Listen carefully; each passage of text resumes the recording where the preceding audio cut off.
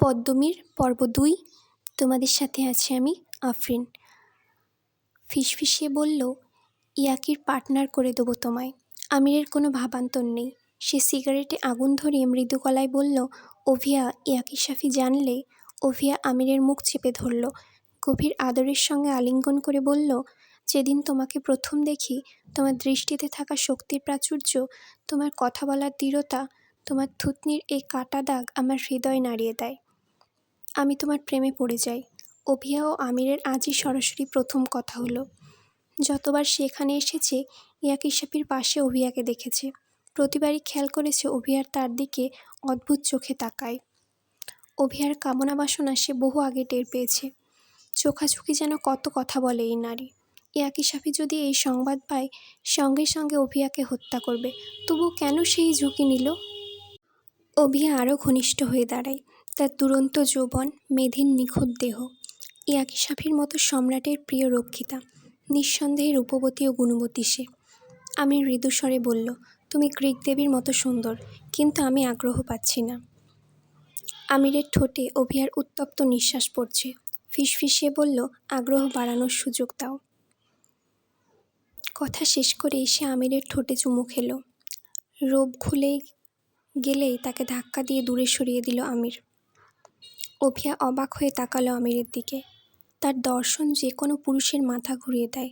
এমন কোনো পুরুষ নেই যে ওভিয়াকে দেখার পর মনে মনে তাকে কামনা করেনি। এমন এক নারী সে, যাকে ইয়াকির সাফি ছাড়া কারো ছুঁয়ে দেখার সাহস নেই। অথচ আমিরের হৃদয় শরীর দুটো স্থির। ওভিয়া বিস্মিত নয়নে তাকিয়ে বলল, তুমি সমকামী? আমির না হেসে পারল না। সিগারেটের ধোঁয়া ছেড়ে বলল, মোটেও না।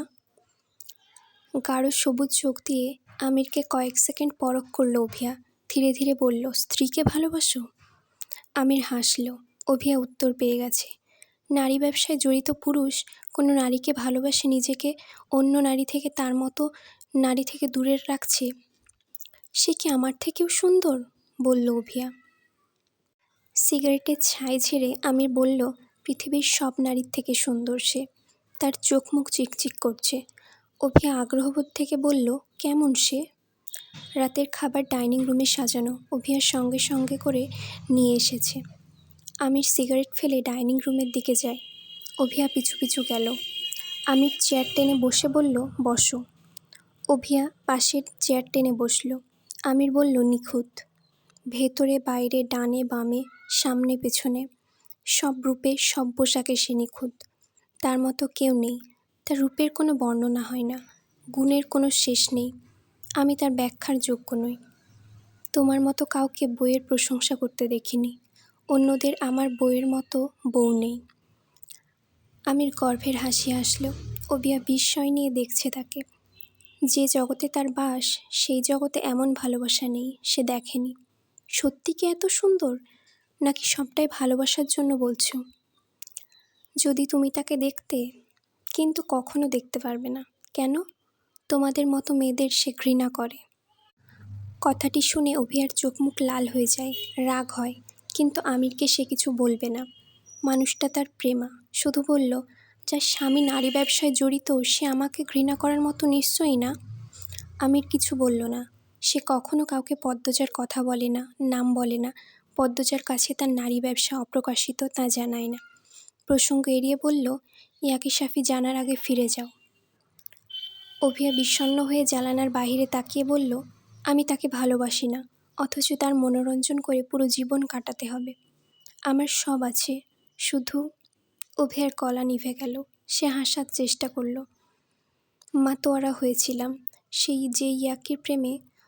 তোমার প্রেমে এতটাই মোহ, বেডরুম ছেড়ে নিজের জীবনের ঝুঁকি নিয়ে তোমার কাছে চলে এসেছি। নিজেকে আটকাতে পারিনি। ছোট থেকেই মেয়েরা আমাকে ঈর্ষা করত। এই প্রথম কোনো নারীকে, তোমার স্ত্রীকে ভীষণ ঈর্ষা হচ্ছে।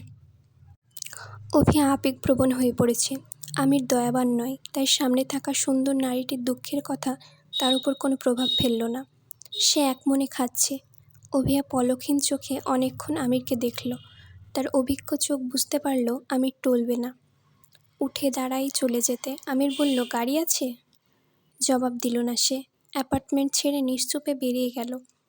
হেরে গেছে, অজানা কোনো এক নারীর কাছে দেবীর মতো সুন্দর অভিয়া হেরে গেছে।